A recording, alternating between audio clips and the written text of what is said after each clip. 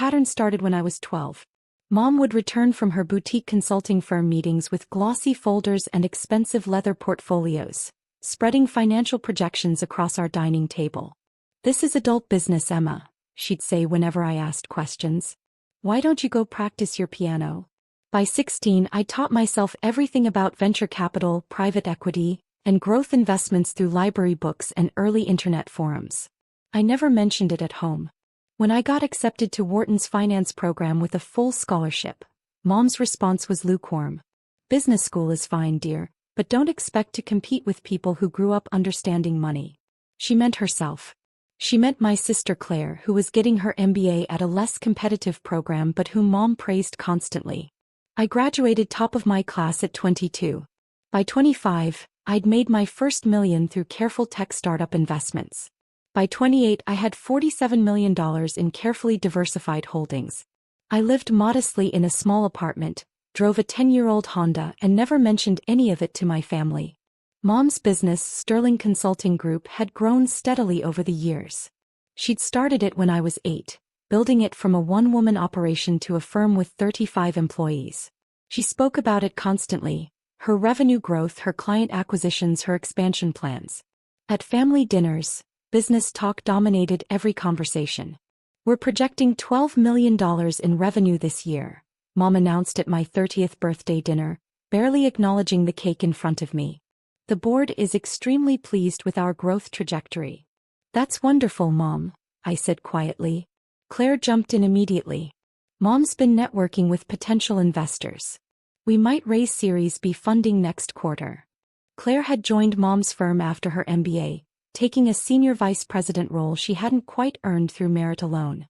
"Emma, you should pay attention to this," Mom said, turning to me with that patronizing smile I knew so well. "This is how real business works. Not those little online stock trades you do." I managed a modest investment portfolio as a senior analyst at a respected firm, making $160,000 a year. To my family, this was a durable amateur hour compared to Mom's entrepreneurial empire. What they didn't know was that 3 years earlier, when Mom's company had faced a severe cash flow crisis, her bank had quietly approached several private investors. The firm needed $95 million to avoid collapse, to cover an aggressive expansion that had overextended their credit lines and operating capital. I'd been the anonymous investor who provided that $95 million through a complex network of LLCs and investment vehicles. The terms were generous: just 8% annual return, no board seat, complete anonymity. I'd structured it specifically to save Mom's business without her ever knowing her amateur investor daughter had rescued her life's work.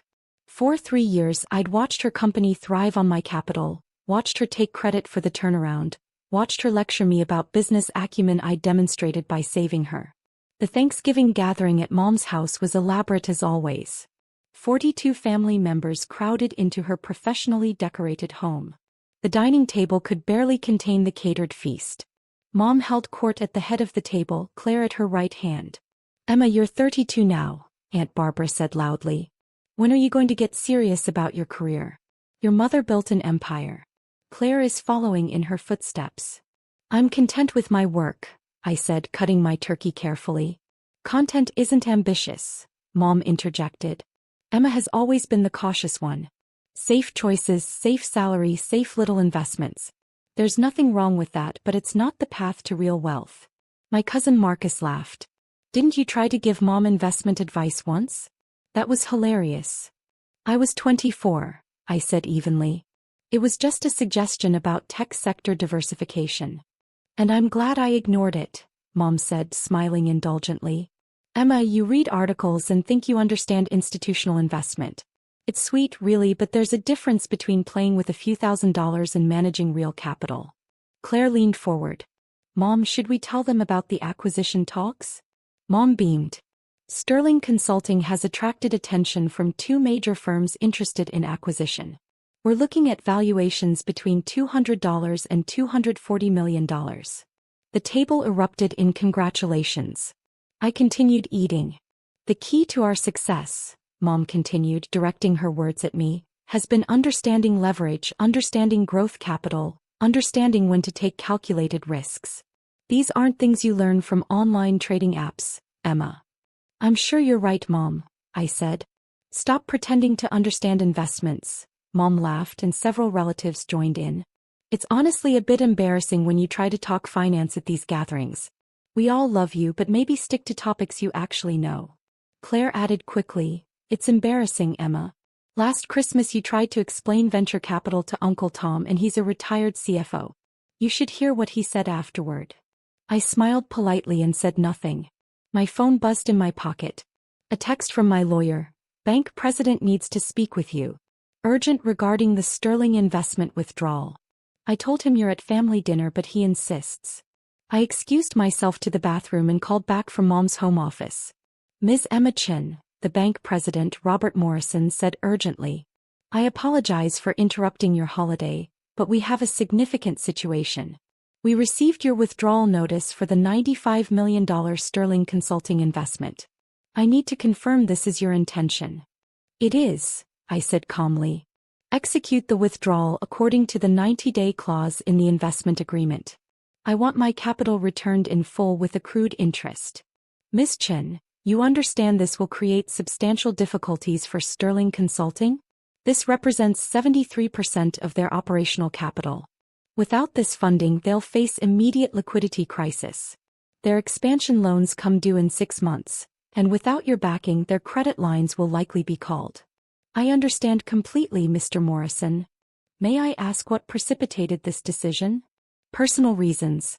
The investment terms allow for withdrawal with 90 days notice. I'm exercising that option. Ms. Chen, perhaps we could arrange a meeting with Mrs. Patricia Chen to discuss. No meetings. Process the withdrawal. Notify Sterling Consulting's board per the investment agreement protocols. That's all. I hung up and returned to dinner. Dessert was being served.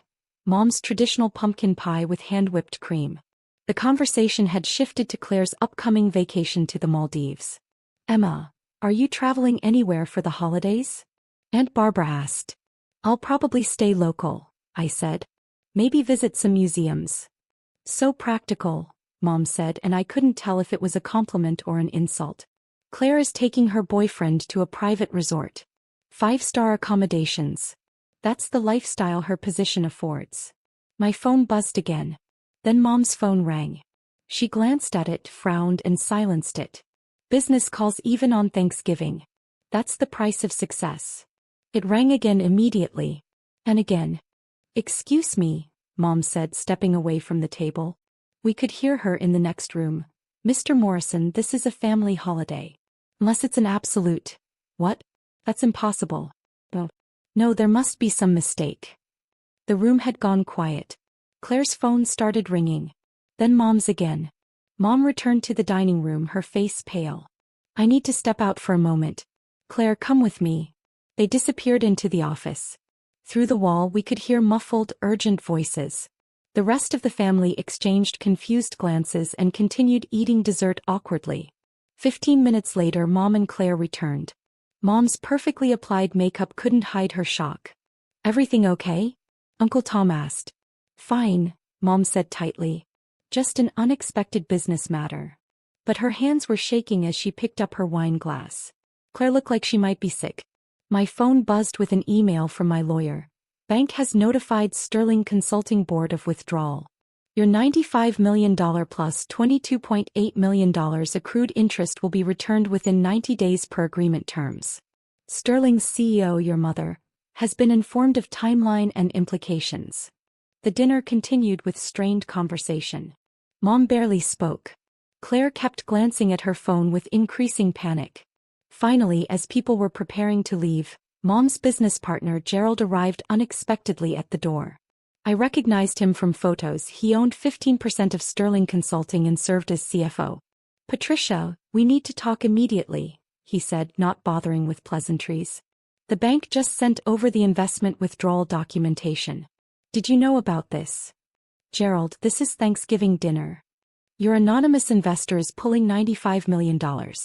90 days notice. That's 73% of our operational capital, Patricia. 73%. The expansion loans come due in 6 months. Without that investment backing, our credit lines will be called. We're looking at potential bankruptcy. The remaining family members were now openly staring. Mom's face had gone from pale to gray. There must be some mistake. Our investor has been perfectly satisfied. 8% annual return, completely hands-off. No mistake. Legal withdrawal per the investment agreement. The bank president confirmed it's ironclad. We have 90 days to find replacement capital or start liquidation proceedings. But why? Mom's voice cracked. We've performed exactly as projected. The returns have been consistent. What changed? The bank wouldn't say. The investor operates through multiple LLCs. Complete anonymity was part of the deal, remember? You insisted on it to avoid board complications. Claire spoke up, her voice shaking. Can't we find another investor? Gerald laughed bitterly. In 90 days? For $95 million? With our debt-to-equity ratio? Patricia, we're overextended. You pushed for the aggressive expansion against my advice. We have 17 new offices that aren't profitable yet, staff of 93 that we can't afford without that investment capital. Those acquisition talks. Dead the moment this gets out. Aunt Barbara tried to intervene. Surely this is a conversation for the office. The office is about to cease existing, Gerald snapped. He turned back to Mom. I'm calling an emergency board meeting for Monday morning. We need to discuss immediate damage control, potential layoffs, asset liquidation. This is catastrophic, Patricia. He left as abruptly as he'd arrived. The room was completely silent. Mom stood frozen at the head of her table, surrounded by the remains of Thanksgiving dinner, her perfect hosting evening destroyed. Claire was crying quietly. Uncle Tom cleared his throat. Patricia, I'm sure there's a solution. Everyone should go, Mom said flatly. No. Please. The family evacuated rapidly, gathering coats and bags, murmuring awkward goodbyes. I stood and collected my jacket calmly. Emma, wait, Mom said. I turned. You work in finance. Is there anything, do you know anyone who might? She couldn't finish the sentence. I don't have access to that kind of capital, Mom, I said truthfully. I didn't. It was already invested in her company and I was taking it back. But maybe someone at your firm? Connections? Anyone? My firm handles portfolios in the $50 to $100 million range for high-net-worth individuals, I said. That's the kind of money you need. Maybe I could make some inquiries. Hope flickered across her face. Would you? I know we haven't always appreciated your career, but this is desperate. The business I've built for 24 years could disappear. I'll see what I can do, I said. No promises. I left her standing in her dining room, surrounded by empty plates and the wreckage of her Thanksgiving.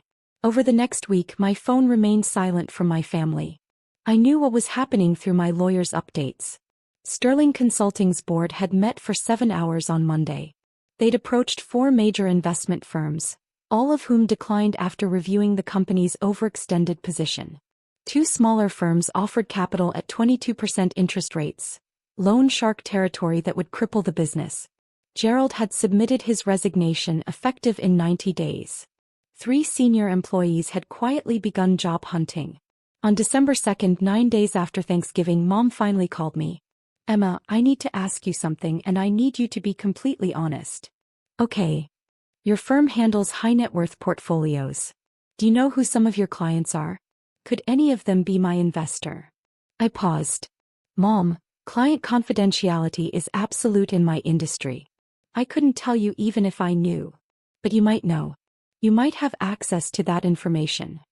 Why are you asking? Because someone is destroying my life's work, Emma. Someone who has been my silent partner for 3 years suddenly decided to pull out without warning, without explanation. And I keep thinking about the timing. Right after Thanksgiving dinner, right after? She trailed off. Right after what, Mom? Silence. Then, it's probably nothing. I'm being paranoid. I'm drowning here, Emma. Every scenario ends with bankruptcy.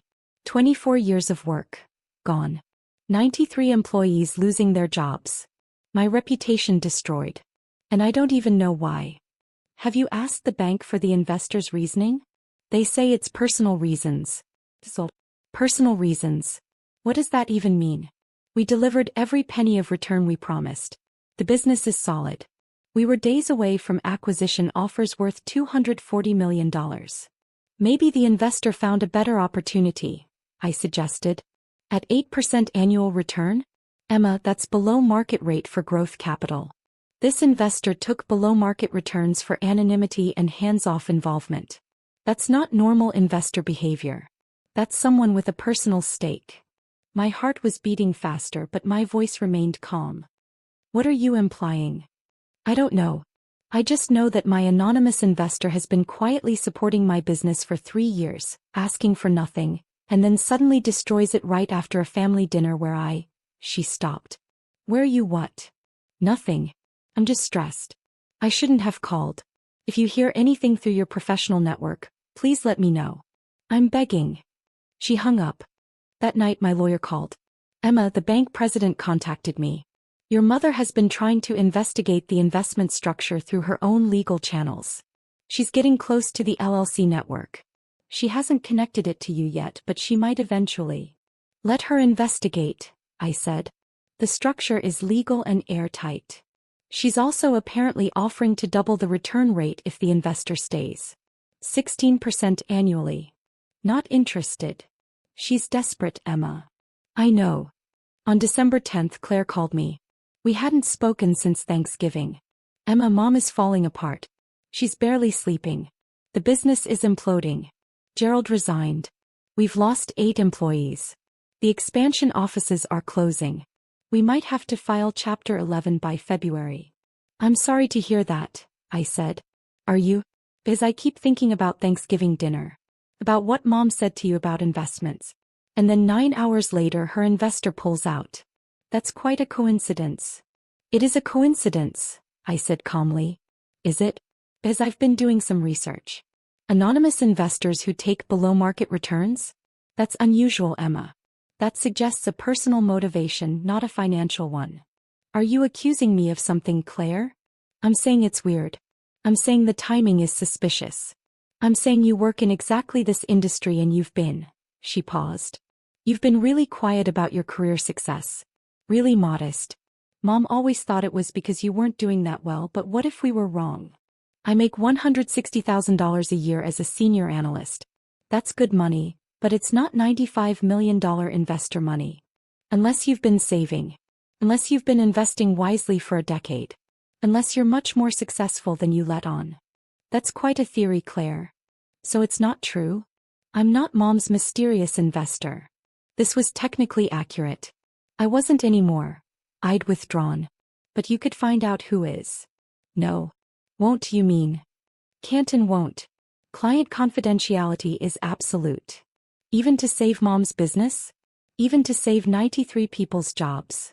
I don't have the information you're looking for, Claire. I'm sorry. She hung up on me.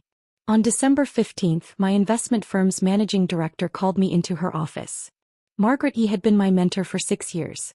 Emma, I received an unusual inquiry.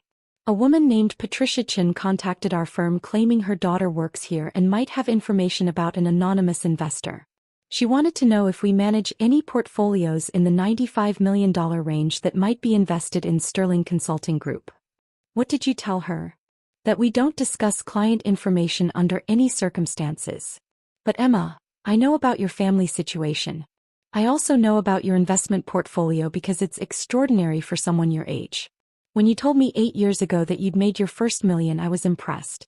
When you showed me your 10-year strategy, I was astonished. Margaret, I don't need to know if you're Sterling Consulting's investor. That's your business. But I do need to know if this situation is going to become professionally complicated. It won't. The investment withdrawal is legal and properly structured. My family doesn't know about my portfolio. I'd prefer to keep it that way. She studied me for a long moment. You know, there's a particular kind of pain that comes from family not seeing you for who you are. Not recognizing your capabilities. Is there? I watched my father dismiss my business success for 30 years because he thought women should be teachers or nurses. When I finally bought the building his restaurant operated in and became his landlord, the look on his face was... She shook her head. I'm not going to tell you what to do. But I will say that sometimes the people who should see us most clearly are the most blind. Thank you, Margaret. On December 23rd, 2 days before Christmas, The bank president called me directly. Miss Chen, I'm violating several protocols by making this call, but I feel ethically obligated. Your mother has been in my office 3 times this week. She's trying everything to find out who you are. Excuse me, who the investor is. She's offering to personally guarantee future returns, to give board seats, to restructure the entire company. She's willing to do anything. My withdrawal stands, Mr. Morrison. She's going to lose everything. Sterling Consulting will file bankruptcy by February. 93 employees will lose their jobs. 24 years of work will disappear. I understand the consequences. May I ask why? And please understand I'm asking as someone who has watched this situation unfold with considerable concern. The financial terms were generous. Sterling Consulting performed well. What changed? Mr. Morrison, when I structured this investment 3 years ago, I did it to save a business that I believed in. I did it anonymously because I didn't want credit or recognition. I wanted to help. For 3 years, I've watched that business thrive on my capital while being told repeatedly that I don't understand investments, that I'm an embarrassment when I discuss finance, that I should stop pretending to know about business. He was quiet for a moment. Your mother doesn't know it's you. No. And you're not going to tell her. No. Miss Chen, if I may speak frankly, this seems punitive. It's educational, Mr. Morrison. For 3 years, I provided 73% of my mother's operational capital while being dismissed as a financial amateur. I've been the foundation of her success while being treated as her greatest disappointment. I don't want revenge. I want honesty. I want to see what happens when the real dynamics become clear. She'll lose everything. She'll lose the business built on capital she didn't respect. That seems appropriate. And the 93 employees? This was the part that had kept me up at night. I've established a severance fund through a separate LLC. When Sterling Consulting fails, there will be resources available for employee transitions. They won't be abandoned. But Mom needs to understand what she actually built versus what she thinks she built. I see. He paused. For what it's worth, Ms. Chen, your investment structure was brilliant. The LLC network, the anonymity protocols, the withdrawal clauses. Some of the cleanest work I've seen. You're clearly far more sophisticated than your family realizes. Thank you. Though I suspect they're about to find out. He hung up. Christmas Eve, Mom called. Her voice was hollow, exhausted. Emma, I need you to come over tomorrow for Christmas. Please. I know we haven't been. I know I haven't been. She couldn't finish. I'll be there, I said. Christmas morning was somber. Just Mom, Claire, and me in the living room that had hosted 42 people a month earlier. No catered feast, no elaborate decorations. Mom looked like she'd aged 10 years. I'm filing bankruptcy on January 3rd, Mom said without preamble. Gerald's already gone. We're down to 42 employees. The expansion offices are closed. We have enough capital to operate through February if we're lucky. Claire was crying quietly. I sat in silence. 24 years, Mom said. I built Sterling Consulting from nothing. 1 client, 1 contract. I grew it into a multi-million-dollar firm. And now it's gone because some anonymous investor I never met decided to destroy me. You don't know their reasons, I said quietly. I know the timing. Right after Thanksgiving. Right after a family dinner where she stopped looking at me. Emma, I need to ask you something and I need you to tell me the truth. Okay. At dinner I said some things about your career. About your understanding of investments. I was dismissive. She closed her eyes. I was cruel. I've been thinking about it for a month. And I keep wondering if somehow, some way that got back to my investor. If maybe you mentioned it to someone at your firm and they told someone and it reached. Mom, I didn't tell anyone at my firm about Thanksgiving dinner. This was true. I told my lawyer, not my firm. But you think I deserved this? It wasn't a question. I met her eyes. I think you built a successful business with help you didn't acknowledge. I think you've spent years telling me I don't understand finance while making decisions that required exactly the kind of capital I work with daily. I think you've confused titles and revenue with actual financial acumen. What are you saying? I'm saying that when you needed $95 million 3 years ago, you found an investor willing to provide it at below-market returns with complete anonymity. That investor asked for nothing except consistent returns. No board seat, no public credit, no recognition. Just the satisfaction of knowing they'd helped build something valuable. Mom was staring at me now, her face pale. And for 3 years that investor watched you succeed. Watched you expand. Watched you take credit for a turnaround you couldn't have achieved alone. And maybe that was fine. Maybe that investor was happy just knowing they'd helped. Until they weren't anymore. Emma. You asked me at Thanksgiving if I understood investments, Mom. Let me tell you what I understand. I understand that capital is power. I understand that the person providing 73% of operational funding is actually the foundation of the business, not an anonymous bystander. I understand that respect should go to the people who make success possible, not just the people who take credit for it. Claire gasped. Oh my God. You're the investor. I corrected. I withdrew my investment per the legal terms of the agreement. 90 days notice. You have until March 2nd to return my $95 million plus $22.8 million in accrued interest. Mom looked like I'd physically struck her. That's impossible. You can't have that kind of money. You're a senior analyst making. I'm a senior analyst managing several portfolios in the $50 to $100 million range who also happens to have built her own portfolio over the last decade through careful investing. I graduated top of my Wharton class at 22, Mom. I made my first million at 25. I've been managing 8-figure investments since I was 27. I currently oversee approximately $180 million in personal and client assets. But you never told us. Would you have believed me? Every time I tried to discuss finance, you dismissed me. Every time I offered business advice, you laughed. You thought I was playing with online trading apps while I was actually building the capital base that saved your company. You did this to hurt me, Mom whispered. I did this to save you 3 years ago. I'm ending it now because I'm tired of being invisible while providing the foundation for your visibility. You spent Thanksgiving dinner telling me I was an embarrassment for discussing investments while literally sitting on capital I provided. The irony became unbearable. The 93 employees losing their jobs. That's on you now. No, Mom. That's on you. You overextended your business. You took aggressive expansion risks without adequate capital reserves. You assumed your anonymous investor would always be there without ever questioning why someone would take below-market returns. You built on a foundation you didn't understand or respect. I don't have $117.8 million to pay you back. You know that. You have 90 days to liquidate assets. Sell the expansion offices. Sell the equipment. Downsize to sustainable operations. Maybe you can rebuild something smaller, something actually within your capital means. Or maybe you'll start over from scratch like you did 24 years ago. Either way, you'll do it understanding what you actually built versus what you thought you built. Claire was sobbing now. Mom just stared at me. You're destroying my life's work. I'm withdrawing my support from work that was built on my capital and your dismissal of my capabilities. There's a difference. You want me to beg? Fine. I'm begging. Emma, please. I'm sorry.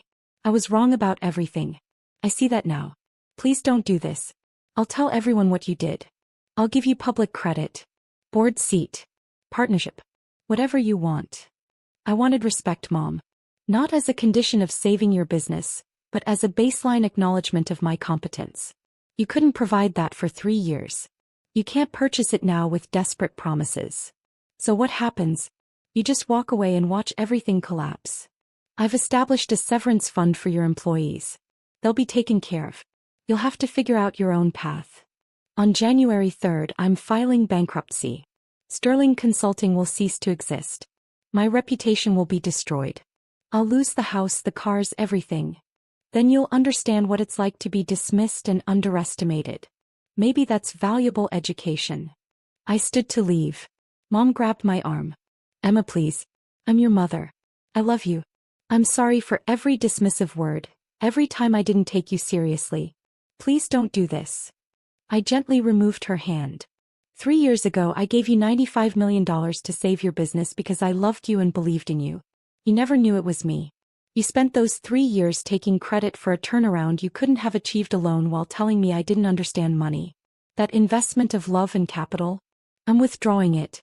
You have 90 days. I walked out of the house I'd grown up in, leaving my mother and sister in the wreckage of a Christmas morning that had revealed everything they'd been too blind to see. The money would return to my accounts in March. Sterling Consulting would declare bankruptcy in January. Mom would lose the business she thought she'd built through her own brilliance.